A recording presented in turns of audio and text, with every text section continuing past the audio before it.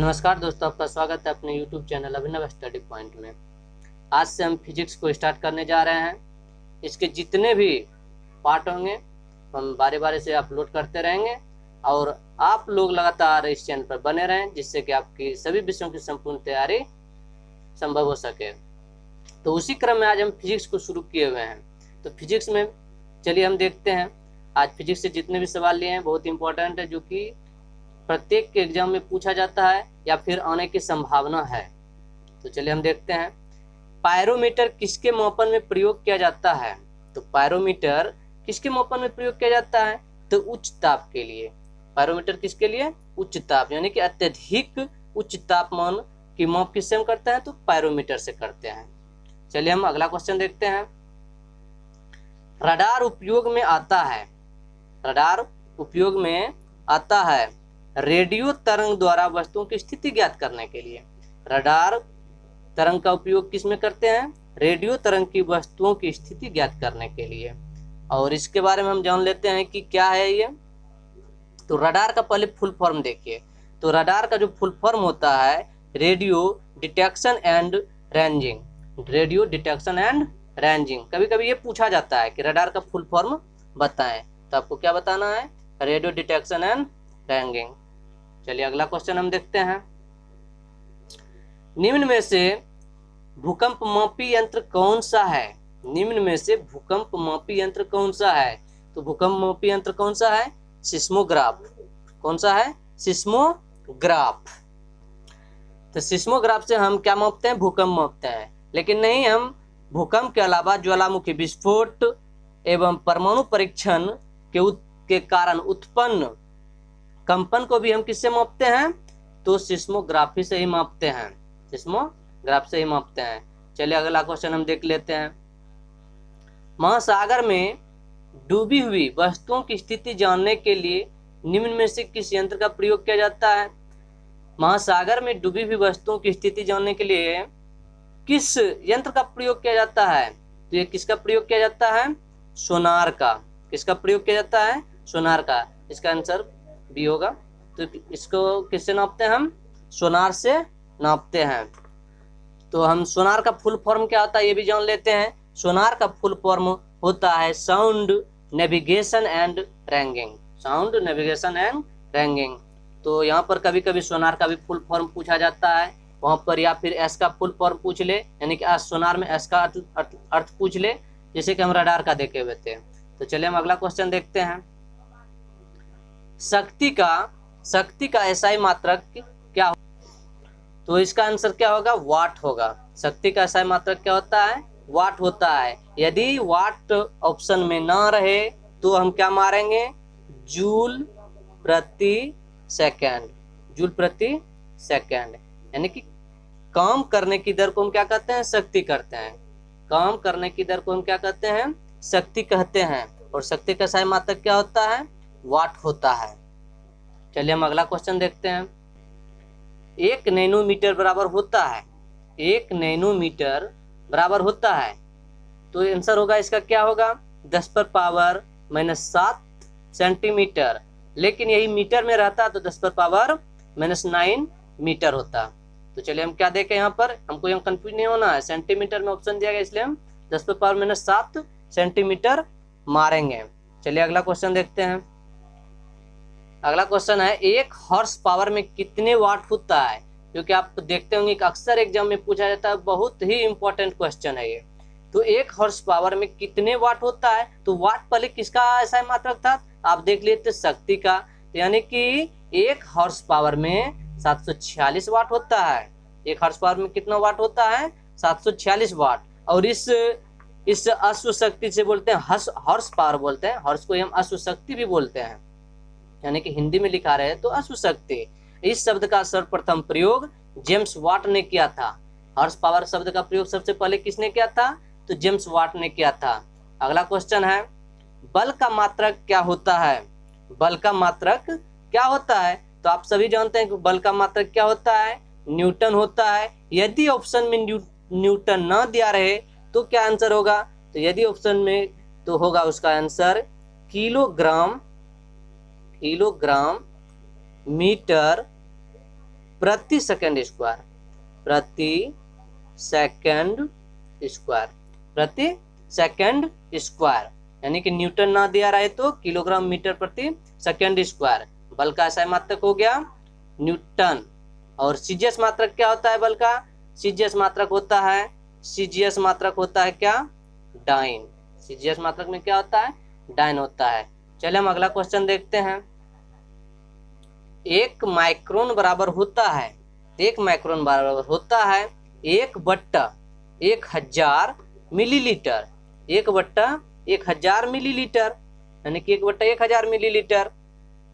और यह क्या होता है? यह सूक्ष्म से सूक्ष्म जीवाणु तथा रेशों के आकार को मापने में प्रयोग किया जाता है। किसके कैसे रेशों को मापने में प्रयोग होता है? सूक्ष्म से सूक्ष्म जीवाणु तथा रेशों के, जिसे हम फाइबर्स बोलते हैं, का आकार मापने में प्रयोग किया जाता है। 1/1000 मिलीलीटर होता है 1 माइक्रोन बराबर। अगला क्वेश्चन है, 1 पारसेक तारों के मध्य दूरियों मापने का मात्रक बराबर है। 1 पारसेक बराबर कितना होता है? तो 1 पारसेक बराबर होता है 3.25 प्रकाश वर्ष। 1 पारसेक बराबर क्या होता है? 3.25 प्रकाश वर्ष। तो यहाँ पर पारसेक किसका मात्रक है? तो पारसेक किसका मात्रक है? तो दूरी का मात्रक है। पारसेक किसका मात्रक है? तो दूरी, यानी कि पारसेक से हम क्या मापते हैं? तो दूरी मापते हैं। तो कैसे? खगोलीय पिंड के बीच की दूरी को मापते हैं। पारसेक से हम कैसी दूरी मापते हैं? तो खगोलीय पिंडों के बीच की दूरी को मापते हैं हम। चलिए अगला क्वेश्चन देखते हैं। अगला क्वेश्चन मिलान है। देखिए मिलान में क्या है? आमीटर है, हाइग्रोमीटर है, स्प्रिंग तुला है, बैरोमीटर है। यानी कि आमीटर से हम क्या मापते हैं, हाइग्रोमीटर से क्या मापते हैं, स्प्रिंग तुला से हम क्या मापते हैं, यानी कि मिलान करना है। तो चलिए हम मिलाते हैं। आमीटर से क्या मापते हैं? आमीटर से विद्युत धारा। आमीटर से हम क्या मापते हैं? विद्युत धारा। यानी विद्युत धारा का SI मात्रक क्या होता है? आप पढ़े होंगे विद्युत धारा का SI मात्रक होता है एम्पियर। विद्युत धारा का SI मात्रक क्या होता है? एम्पियर। और हाइड्रोमीटर से हम क्या मापते हैं? हाइग्रो है यहाँ पर, एक होता है हाइग्रो, एक होता है हाइड्रो। यहाँ पर हाइड्रो जहाँ पर लगा रहे तो डी यानी कि डो, यानी कि हाइड्रो मतलब क्या होता है? हाइड्रो लगा रहता है वहां पर, ड्रो मीटर। इसमें अक्सर विद्यार्थी कंफ्यूज रहते हैं हाइग्रो और हाइड्रो में, लेकिन यहाँ पर तो आप कंफ्यूज नहीं होइएगा, क्योंकि यहाँ पर तो सिर्फ हाइग्रो लिखा है, हाइड्रो रहता तब तो आप कंफ्यूज होते हैं। तो हाइग्रोमीटर होता है सापेक्षिक आर्द्रता। और यहाँ पर डी क्या है? हाइड्रो पूछा था तो सापेक्षिक घनत्व होता है। डी फॉर डेंसिटी, डेंसिटी का हिंदी क्या होता है? घनत्व होता है। यहाँ पर डी मतलब डेंसिटी, डी मतलब डेंसिटी, डेंसिटी मतलब घनत्व। यानी आपको यहीं से पकड़ लेना है कि डो लगा रहेगा तो डेंसिटी हो गया, डेंसिटी हो गया तो घनत्व हो गया, और जो बाकी बचा हाइग्रो था, हाइग्रो हो गया आप सापेक्षिक आर्द्रता हो गया। तो इस तरह से आप आसानी से इसे याद रख सकते हैं। और अब हम अगला देखते हैं, स्प्रिंग तुला। स्प्रिंग तुला से हम क्या मापते हैं? स्प्रिंग तुला से हम भार मापते हैं। क्या मापते हैं? हम भार मापते हैं, जो कि हुक में लटका के हमने देखते हैं, हुक से हम भार माप लेते हैं। और बैरोमीटर, बैरोमीटर से हम क्या मापते हैं? बैरोमीटर से वायुमंडलीय दाब मापते हैं और या मौसम की भविष्यवाणी करते हैं। बैरोमीटर से हम क्या मापते हैं? वायुमंडलीय दाब मापते हैं या मौसम की भविष्यवाणी करते हैं। कभी कभी क्वेश्चन पूछा जाता होगा कि जब, और हम देख लेते हैं बैरोमीटर के बारे में क्या होता है। अक्सर क्वेश्चन जो पूछा जाता है आप उसके बारे में भी जान लें। जब बैरोमीटर क्या मापते हैं? आप वायुमंडलीय दाब मापते हैं। जब बैरोमीटर का पाठ्यांक एकाएक नीचे गिर जाता है तो आंधी आने की संभावना होती है। जब बैरोमीटर का, ध्यान से सुनिए, आप नोट भी कर सकते हैं, बैरोमीटर का जब पाठ्यांक एकाएक नीचे गिरता है तो आंधी होता है।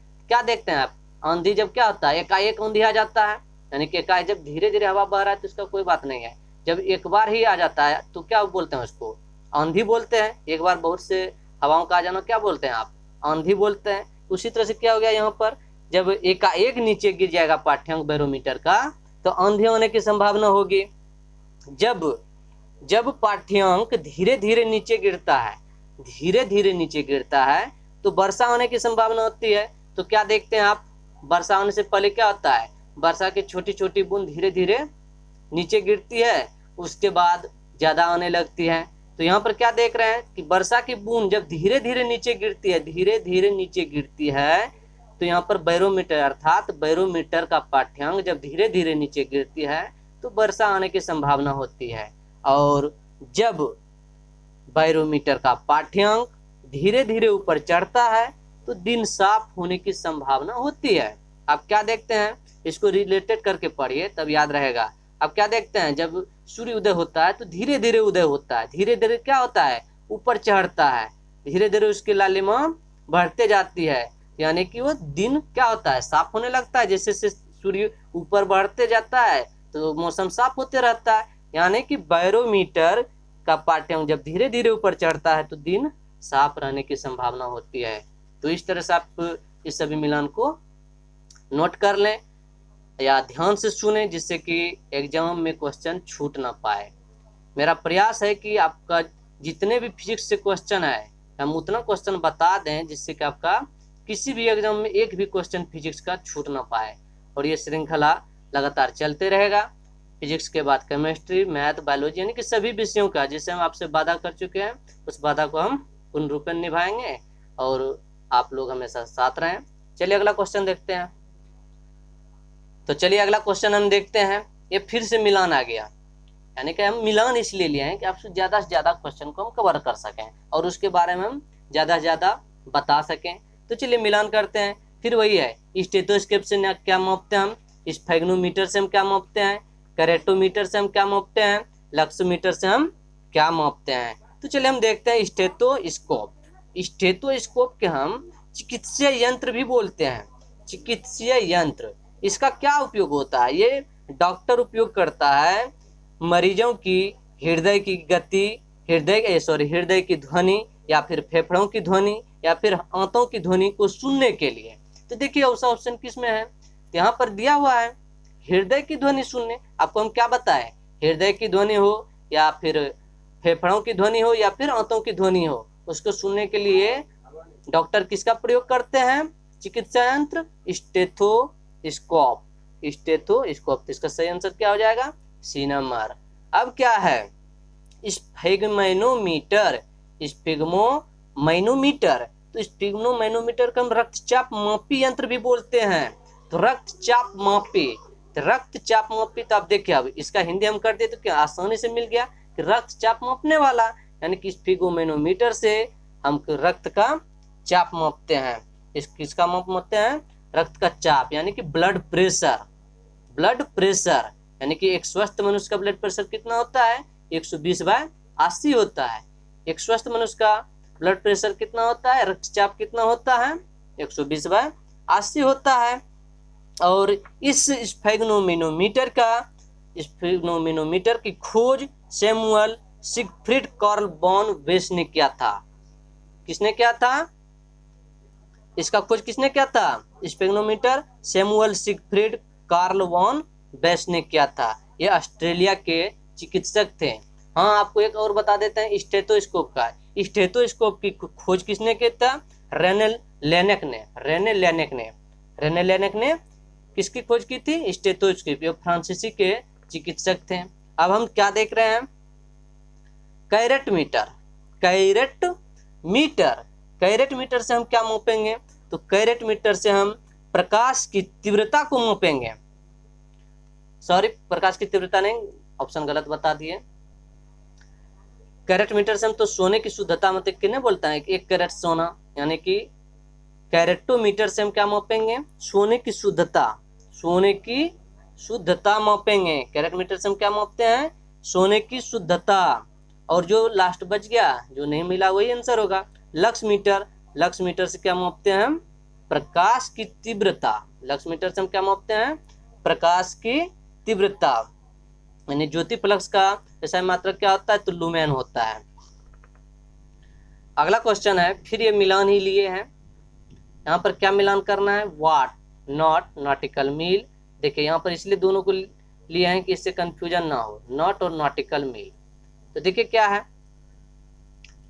यहाँ पर हम देख रहे हैं वाट आपको हम पहले क्वेश्चन ऊपर में भी बता चुके हैं कि वाट किसका मात्रक है, तो आप भी मिला दीजिए इसको।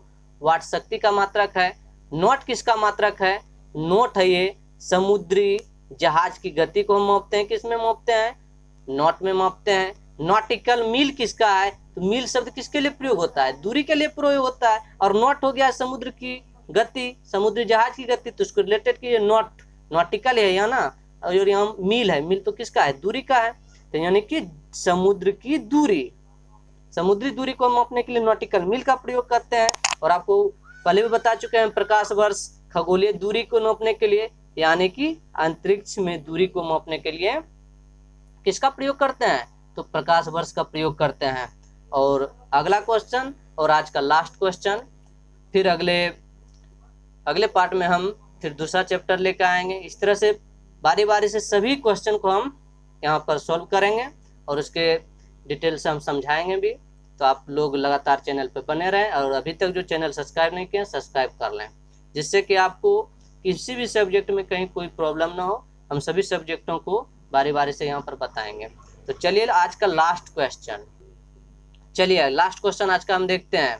ये फिर से हम मिलान ही लिए हैं, मिलान इसलिए लिया है कि ज़्यादा से ज़्यादा क्वेश्चन आपका कवर हो सके, जिससे कि एग्जाम में छूट ना पाए।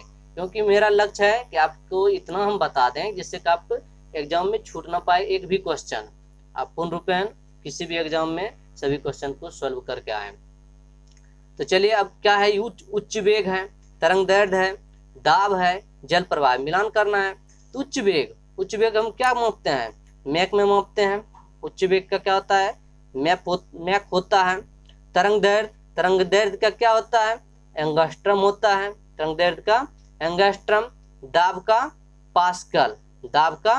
पास्कल, और जल प्रवाह का क्यूसेक, जल प्रवाह का क्या होता है, क्यूसेक होता है। तो इस तरह से हम क्या देखें, आज 14 क्वेश्चन हम लिए हुए थे, लेकिन इससे बहुत से ज़्यादा क्वेश्चन हम बना दिए। देखने का तो सिर्फ 14 क्वेश्चन है, लेकिन इसमें आप देखें तो कितना होगा, कम से कम 100 क्वेश्चन तो जरूर बन गया होगा। तो इसलिए आप वीडियो को अंत तक देखा कीजिए, जिससे कि आपका एक भी क्वेश्चन छूट ना पाए। और ध्यान से सुना कीजिए, और जहाँ पर नोट करने की आवश्यकता है नोट भी किया कीजिए। तो चलिए हम अगले वीडियो में फिर से मिलते हैं, तब तक के लिए धन्यवाद।